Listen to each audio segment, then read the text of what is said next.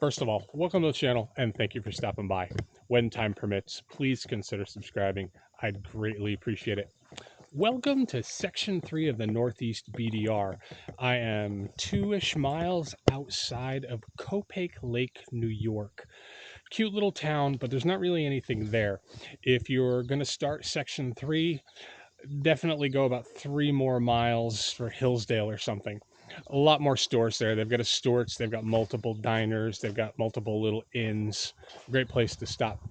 But Copake Falls, very cute, very nice.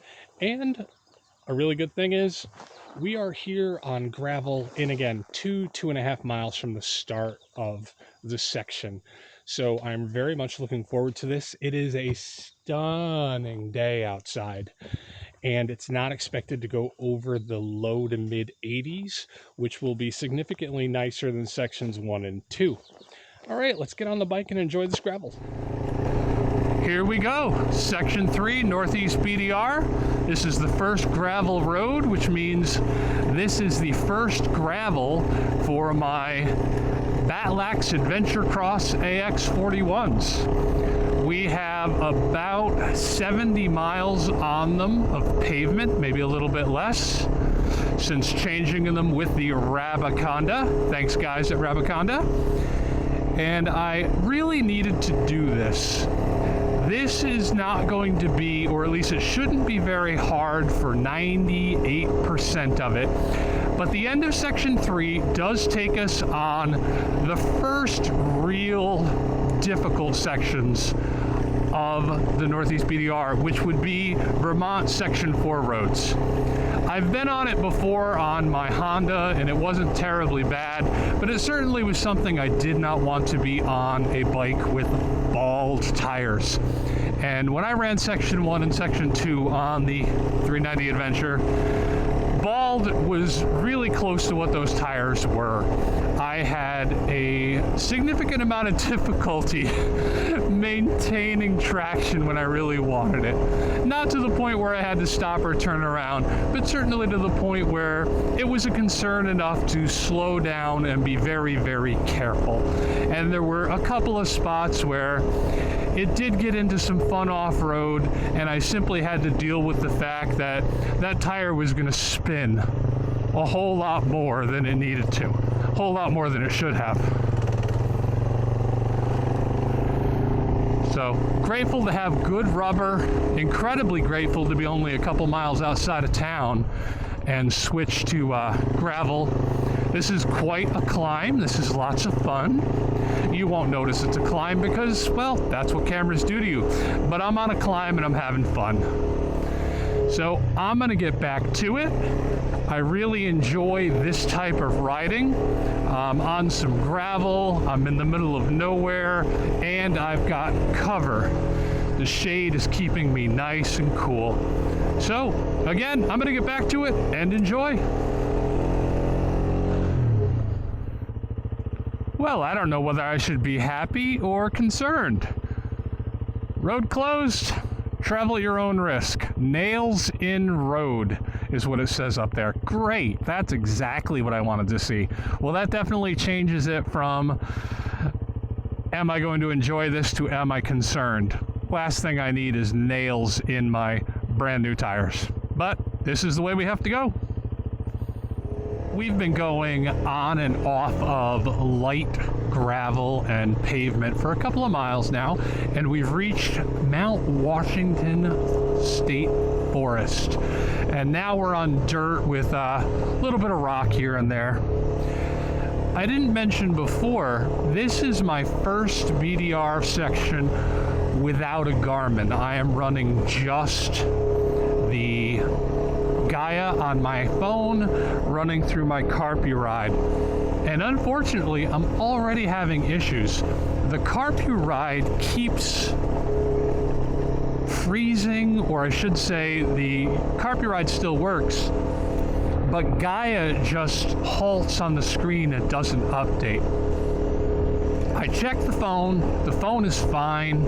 If I open Gaia up on that, it's exactly where I am. But when I'm looking at the Carpi ride, it's just kind of like, hey, you're not moving. and I have to go out of the app and into the app, usually more than twice, before it will accept, hey, we've moved, and you're going to keep moving, so we should keep track of you. This did not happen during my test when I was riding the Garmin and having Gaia on the Carpi ride on Section 2, so I'm not sure what's going on, but it might be a problem. Hopefully not. I could mount the phone up on the bars and take the Carpi ride off, but I really like having my phone tucked away. I really like the screen on the Carpi ride, but I also don't want to be in one of these forests and miss a turnoff. There have been at least 3 sharp turns where it looks like you're going to go straight down here, but oh, hang on, no, I want to go over there. And I really do need the track for that. This is a beautiful, beautiful area.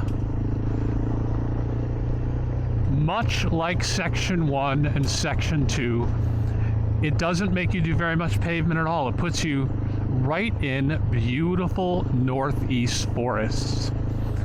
I cannot say how much I like that.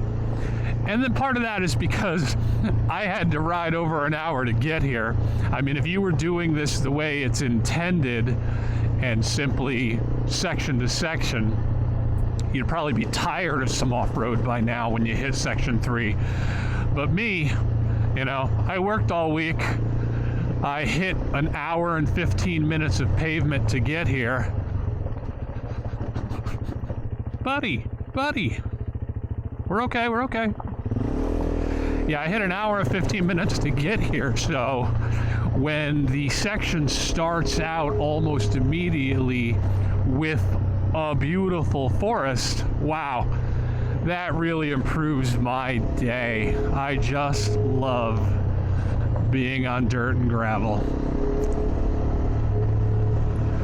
Tires are performing well. I'm going to admit that I thought I would have slightly better front tire performance, but in this stuff right here, which is a really hard packed ground with pebbles all around the top, I have noticed a couple of times where the bike has done a little bit of a slide and a catch. I haven't caught it, it's strictly the bike itself, but I was hoping that I wouldn't get that slide, but right now, yeah, it's there. Like this heavy stuff in the middle, I don't know if you can see it.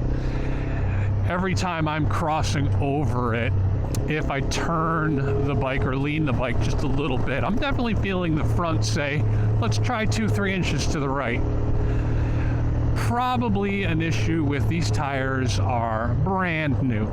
These tires have less than 100 miles on them. And then I took them right out here. I probably should have scrubbed them in a little off-road. Also, I'm running, what am I running up in the front? I believe I'm running 28, which is what I usually run. But I'm usually running at a tire that's been softened up from, I think that thing had like 4,600 miles on it when I took it off. And this one is still the nice stiff carcass. It hasn't been worn in at all. So we'll chuck that up to, this is the break-in ride, and I can't expect it to be softened up and running well. I could drop the tire pressure, but honestly, I really don't do that often. I do it if I'm riding single track on my Honda, but I just don't want to pop a bead on this. I know I wouldn't be able to set that monstrosity. I actually had to take it and have it set somewhere. Set the rear bead, no problem, but oof, that front one was, as the guy who set it said, that was a bitch. So I'm gonna leave that at the pressure it's at now, and hopefully it'll wear in a little on Section 3 of the Northeast BDR, and when we get to Section 4, which won't be today, it won't even be this month, when we get to Section 4, that tire should be well worn in and ready for those Class 4 roads.